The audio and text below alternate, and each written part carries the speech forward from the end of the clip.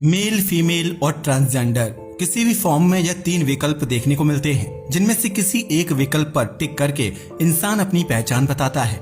Mail और female से अलग ट्रांसजेंडर समुदाय के लोगों को समाज में अपनी पहचान बनाने में काफी दिक्कतों का सामना करना पड़ता है। लेकिन क्या आपने कभी सोचा है कि किन्नर का आशीर्वाद और श्राप तुरंत कैसे असर दिखाता है?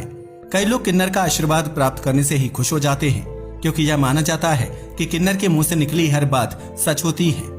लेकिन कितनी सच, आइए जानते हैं। किन्नर का आशीर्वाद। किन्नर समाज का हिस्सा होने वाले हर एक व्यक्ति को यह लगता है कि उसका जीवन नरक भरा है, जिसकी वजह से उनकी भाषा और बोली काफी कठोर होती है। इन लोगों के पास कोई नौकरी पेशा नहीं होता है, इसलिए किन्नर लोग एक समूह या संगठन के तहत काम करते हैं। यह लोग शादी, ब्याह या बच्चा पैदा होने पर लोगों के घर जाकर नाच गाना करते हैं, जिसके बदले यह पैसे, अनाज या कपड़े जैसी चीजों को भेंट के रूप में स्वीकार करते हैं। हिंदू धर्म में यह माना जाता है कि किन्नर का आशीर्वाद इंसान के बिगड़े हुए काम बना देता है और उसके भाग्य को चमका देता है। इसलिए जब किसी के घर में बच्चा पैदा होता है तो किन्नर को आशीर्वाद देने के लिए खास तौर से बुलाया जाता है। किन्नरों के मुंह से निकले आशीर्वाद की मान्यता बहुत ज्यादा है, क्योंकि यह माना जाता है कि इस समुदाय को स्वयं भगवान श्री राम ने वरदान दिया था। दरअसल जब भगवान श्री राम वनवास के लिए अयोध्या से निकले थे तो अयोध्या के आम लोग भी उनके पीछे पीछे चल दिए थे। ऐसे में भगवान श्री राम एक जगह पर रुके और उन्होंने सभी लोगों को अयोध्या वापस लौटने को कहा था। उन्होंने कहा कि सभी नर और नारी अपने घर लौट जाएं। कृपा करके मुझे मेरा वनवास स्वयं पूरा करने दें। राम जी की यह बात सुनकर सभी पुरुष और स्त्रियां वापस अपने घर लौट गए थे, जबकि भगवान श्री राम वन की तरफ चले गए थे। वहीं जब भगवान 14 वर्ष बाद वापस अयोध्या लौटे तो उन्होंने देखा कि अयोध्या की सीमा पर किन्नर समुदाय के 4 लोग पिछले 14 वर्षों से उनका इंतजार कर रहे हैं। जब भगवान राम ने उनसे पूछा कि वह अयोध्या के द्वार पर क्यों बैठे हैं, तो एक किन्नर ने जवाब दिया कि आपने स्त्री और पुरुषों को वापस अयोध्या लौटने का आदेश दिया था, लेकिन हम ना तो स्त्री में आते हैं और न ही पुरुषों में गिने जाते हैं, इसलिए हम वापस अयोध्या नहीं गए और आपके लौटने का इंतजार करते रहे। इस दौरान किन्नर समुदाय ने 14 वर्षों तक अयोध्या की रक्षा की थी। जबकि इस बात से प्रसन्न और भावुक होकर भगवान श्री राम ने किन्नरों को आशीर्वाद और वरदान दिया था।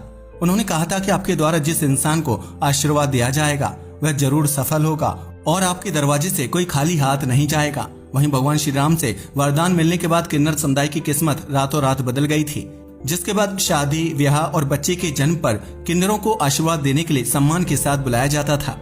सतयुग से चली आ रही यह परंपरा कलयुग में भी कायम है, जिसकी वजह से हर खुशी के मौके पर किन्नर समुदाय के लोगों का आशीर्वाद लेना शुभ माना जाता है। लेकिन यह भी कहा जाता है कि अगर कोई इंसान किन्नरों को खुश ना कर पाए या फिर उनका आशीर्वाद ना लेना चाहे तो उसे किन्नरों का अपमान भी नहीं करना चाहिए। कहते हैं कि जिस प्रकार किन्नरों के मुंह से निकलने वाला आशीर्वाद फलदायक होता है, ठीक उसी प्रकार उनके द्वारा दिया गया श्राप या फिर बद्दुआ भी सच साबित होती है। यही वजह है कि हिंदू धर्म में किन्नर समुदाय के लोगों का मजाक उड़ाना या फिर उन्हें अपशब्द बोलना गलत माना जाता है, जबकि ये भी माना जाता है कि जो लोग इस समुदाय के साथ बुरा बर्ताव करते हैं वह खुद अगले जन्म में किन्नर बनकर पैदा होते हैं। किन्नर समुदाय से ताल्लुक रखने वाले लोगों का जीवन बिल्कुल भी आसान नहीं होता है, क्योंकि उन्हें बचपन से ही अपने परिवार, दोस्तों और समाज की आलोचनाओं का सामना करना पड़ता है।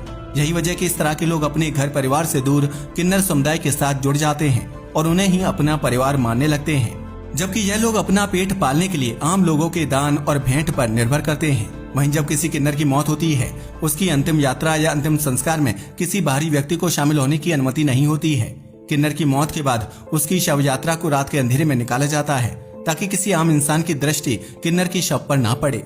इसी प्रकार किन्नर के शव को गुप्त जगह पर दफन किया जाता है और उसे चप्पल मारते हुए और घसीटते हुए शमशान घाट तक ले जाया जाता है, ताकि वह अगले जन्म में इस तरह के दोहरे शरीर व भावना के साथ जन्म ना ले। कहते हैं कि अगर कोई इंसान किन्नर का अंतिम संस्कार देख लेता है या फिर उसकी शव यात्रा में शामिल होता है तो उसे अगले जन्म में किन्नर बनकर पैदा होना पड़ता है। वहीं किन्नर समुदाय के लोग इस तरह का पाप करने वाले व्यक्ति को कभी माफ नहीं करते हैं और उसको श्राप भी देते हैं। यही वजह कि किन्नरों का जीवन और उनका आशीर्वाद आम इंसान के लिए हमेशा रहस्यमय बना रहता है, जो खुद पूरी जिंदगी कष्ट के बीच बिताते हैं, लेकिन आम लोगों को फलने फूलने का आशीर्वाद देते हैं।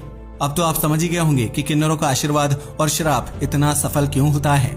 आज के लिए बस इतना ही। वीडियो पसंद आया हो तो इसे लाइक और शेयर करें। धन्यवाद।